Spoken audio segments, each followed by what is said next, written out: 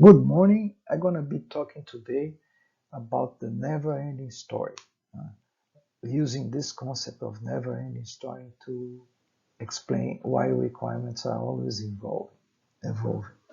And I'm sorry, but I'm going to present the talk in Portuguese, but I will be glad to answer questions in English. The slides are in English, by the way, since the paper is written in English. Well, this idea of never-ending story came from pop culture. Então, essa ideia de never-ending veio do romance do Michael Wayne, né? Foi refletida no livro do Wolfgang Petersen, né? Tem similaridade com a busca pelo Santo Graal, e aí a gente fez menção ao Cavaleiro Percival, e tem também uma visão muito interessante que a gente encontrou no filme Origem, de Christopher Nolan, sobre a ideia de que você pode mudar um sonho, tá certo? E dessa maneira reescrever uma história. Essas coisas estão todas muito ligadas com esse aspecto de mudança, né? E esse aspecto de mudança está ligado como essa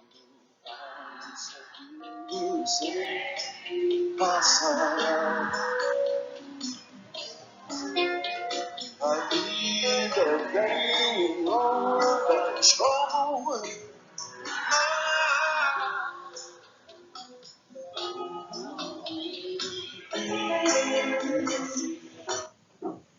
Então, é como diz a música, né? Não ir e vir, enfim. Então, isso que a gente apresentou antes reflete, ou seja, se você toma essa cultura popular, né, e pensa sobre ela, você entende que tem uma falta de entendimento muito grande com a ideia de que você pode produzir software feito de maneira muito bem definida por passos sequenciais definidos, né? Isso não é verdade, né? E isso leva a que muita gente acredita que esse primeiro passo seja produzir um documento de requisitos que diz o que tem que fazer. E pior é que essa ideia é passada em cursos, tanto nas universidades como em cursos de treinamento, e alguns livros ainda apresentam essa visão equivocada. Ocorre que essa falta de entendimento, essa grande falta de entendimento, leva a impactos negativos na produção de software. Problemas críticos no produto final. 2, perda de recurso, né? Gastou recurso sem ter necessidade, porque tem que fazer um retrabalho, rework no software. Depois, esse impacto de produtos que não batem exatamente com o que era esperado, ou tem uma percepção negativa pela sociedade, levam à falta de confiança na própria disciplina de engenharia de software, e isso também reverbera na engenharia de requisitos.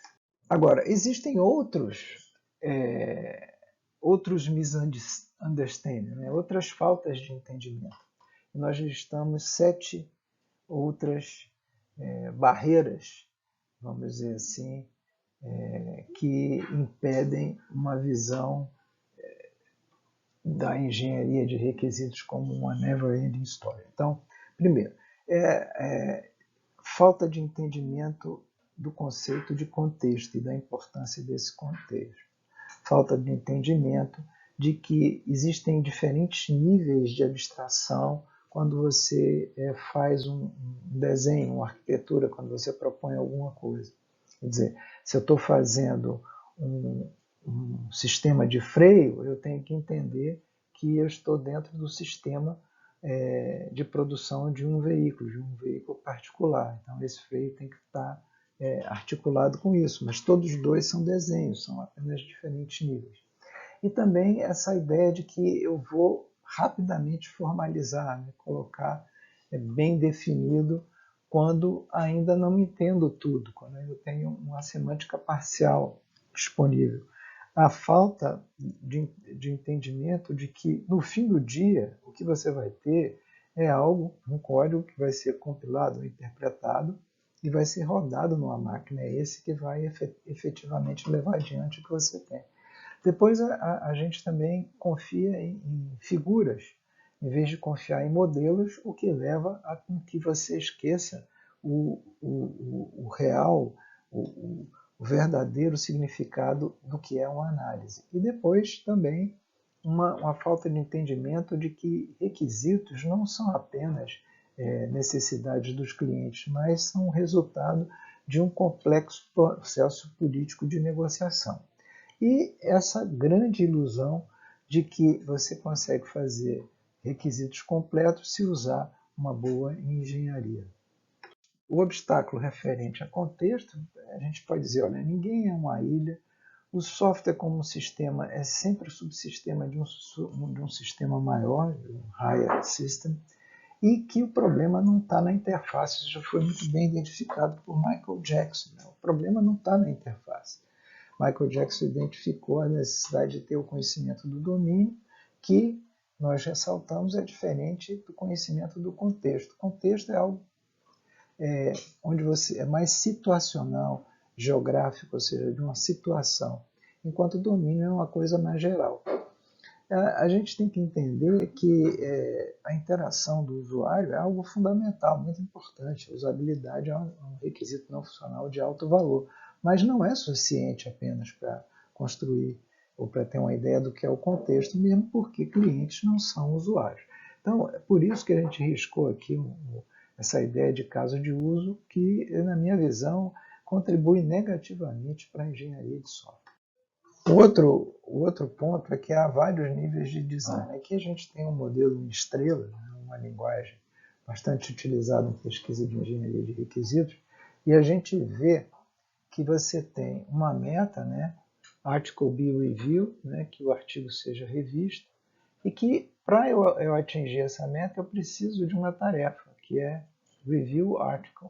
No entanto, essa tarefa, que é no nível de abstração mais baixo, outro nível de abstração em relação à meta, ela também ela vai ter como uma decomposição outras metas, que é a meta de qualidade de performance, fazer no tempo justo e ter uma boa qualidade na revisão, mas também eu vou querer, para poder rever, eu tenho a meta de que o artigo seja recebido, eu tenho a meta de que a revisão seja termine, seja completa, seja completada. O outro obstáculo é exatamente essa ideia de que dá para formalizar sem eu ter o conhecimento pleno. E o exemplo dado por Xavier Jackson no livro no artigo Four Dark Corners of Requirements Engineering é perfeito. Você faz uma especificação aparentemente formal, do que está matriculado num curso e aparentemente não há dúvida, mas no entanto, o que é um estudante? Você pertencer a um curso significa que você está matriculado? Ou você é um estudante, você não pode ser ou seja, uma pessoa que está ali fazendo aquele curso, você não pode ser um ouvinte? Olha, a outra coisa que a gente falou, no fim do dia tem lá o código, Então, eu gosto de dizer para os estudantes, código é rei, Isso, ultimamente, tem sido percebido pela própria engenharia de software, senão a gente não teria esses movimentos que estão cada vez mais presentes, A programação, o desenvolvimento ágil, a ideia de software aberto colaborativo e a ideia de DevOps.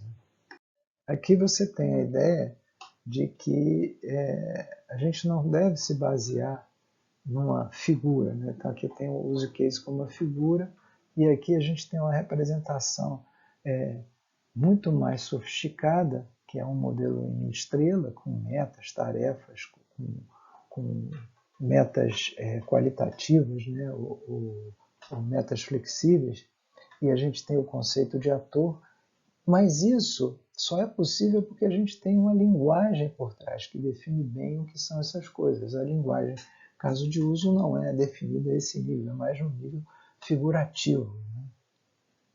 como a gente disse, é preciso uma negociação política, né? Não é simplesmente aqui estão as minhas necessidades, que o cliente coloca. Não, isso é toda uma negociação que envolve uma série de atores, né? De diferentes características, desempenhando diferentes papéis. Ok, agora para essa falácia de que requisitos completos dependem de uma boa engenharia, a gente vai usar essa tira famosa do Dilbert. Nessa tira famosa do Dilbert, você tem a, a vamos dizer, a engenheira, tá certo? E o usuário. A engenheira e o usuário. A engenheira chega para o usuário e diz, olha, eu preciso saber quais são os seus requisitos antes de começar a desenhar o software, né? Então, primeiro de tudo, o que você quer alcançar? E o usuário diz, olha, eu estou querendo que você desenhe o meu software. Ah, ok. Então, ela diz, eu preciso saber o que você está querendo alcançar, qual é o seu objetivo com esse software. E ele responde, olha, eu só vou poder saber o que eu posso alcançar com o software até você me dizer o que o software pode fazer. E aí a engenheira diz, mas vem cá, veja se você entende, né, que o software pode fazer o que eu desenhar ele para fazer. Então, depois de pensar um pouco, o usuário disse, bom, então por que você não desenha o software para ele me dizer quais são os meus requisitos? Então, essa é uma caracterização muito interessante que reflete sobre essa questão de good engineering.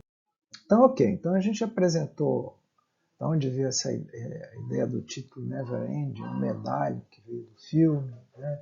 A gente falou de uma falta de entendimento que é crucial, a principal, que é a falta de ver que os requisitos evoluem, mas a gente também identificou 7 outras faltas de entendimento que afetam a, a produção de requisitos. E agora, o que nós vamos fazer é o seguinte, falamos sobre isso, né, ressaltamos esses pontos, mas agora a gente quer apresentar a ideia de um conceito que é a transparência e de uma metáfora a ser aplicada para a engenharia de requisitos, que é a metáfora de educação, de uma maneira que essa falta de entendimento seja minorada, né?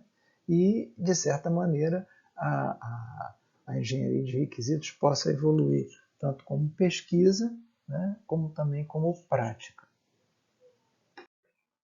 Bom, então, como esse conceito de transparência, aqui representado por um grafo, quer dizer, por um modelo, né? Na verdade, aqui não é uma figura, aqui é um modelo escrito no NFR Framework. Esse modelo representa contribuições entre metas qualitativas ou metas flexíveis, né?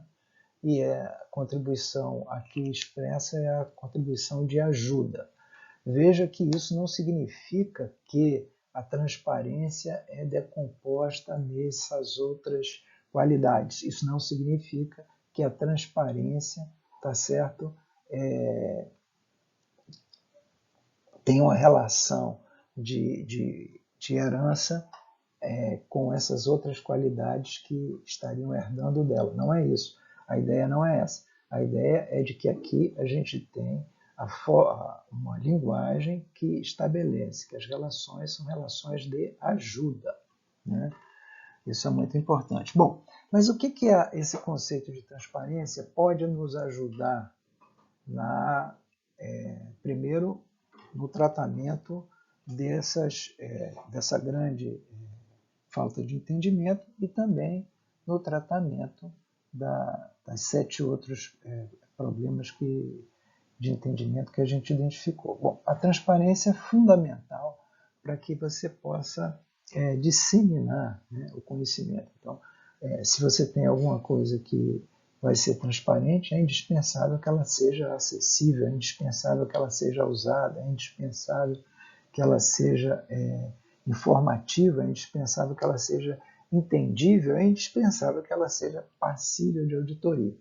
Isso tudo, quer dizer, é indispensável que em diferentes graus, né? Isso não significa que para ser transparente eu tenho que ser completamente acessível. Quanto mais acessível eu for, mais transparente eu serei. Quanto mais auditável for o objeto, né? o tópico que eu estou aplicando àquela qualidade, mais transparente aquele tópico, aquele objeto que eu estou aplicando à qualidade será. Bom, então a ideia basicamente é essa, trazer o conceito de transparência para que fique de uma maneira mais presente, né, o conhecimento sobre os requisitos. Por outro lado, como é que essa metáfora de educação se encaixa na engenharia de requisitos e como é que ela pode contribuir para que o conhecimento da engenharia de requisitos seja aperfeiçoado, né? Seja passível de ter um melhor entendimento sobre esses aspectos que influenciam na sua qualidade, né, na qualidade da produção do requisito e, obviamente, também na qualidade da disciplina requisito. Então, a gente vê isso. O que se torna claro é que a engenharia de requisitos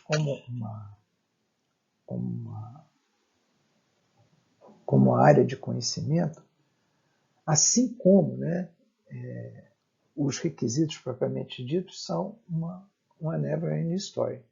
E a educação é trazer o conhecimento para todos, né, para as massas, e esse conhecimento, né, é produzido pela pesquisa numa maneira contínua. Então, o aspecto educativo aí é no sentido de tornar a engenharia de requisitos como disciplina, assim como os requisitos propriamente ditos, que são uma never-ending story, trazer esse conhecimento para aqueles envolvidos, aqueles interessados envolvidos. A engenharia de requisitos é difícil. E uma disciplina tão antiga quanto a educação ainda está passando por revoluções, né? Então a engenharia de requisitos ainda tem muita área aí para andar, tem muito campo para andar, tem muito ainda o que fazer e muito ainda o que descobrir. Então, o que acontece é o seguinte, é que essa metáfora torna mais fácil ver de que maneira a transparência é importante para os requisitos. Por quê? Porque, como a gente já tinha ressaltado na transparência, uma maior participação no entendimento dos requisitos, melhor os requisitos serão, né? Então, isso traz a importância da colaboração no processo de produzir requisitos. Isso tem muito a ver com uma escola de educação, né, moderna, né?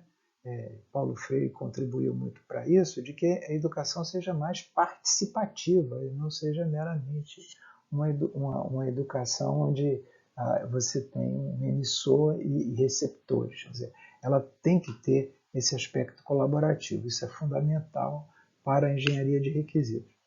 E a metáfora, né, abre novos caminhos para pensar a engenharia, como a engenharia de requisitos pode aprender da área de educação e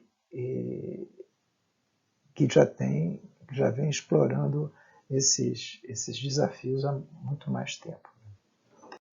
Bom, concluindo, quer dizer, a transparência, que é um requisito não opcional, uma qualidade, né, provê o benefício porque mais pessoas vão ter acesso e vão poder entender, vão poder auditar, vão poder ter informação de qualidade sobre os requisitos. E se nós explorarmos a metáfora com a educação, nós vamos aprender, por exemplo, que os engenheiros de requisitos devem ser ensinados a serem melhores comunicadores.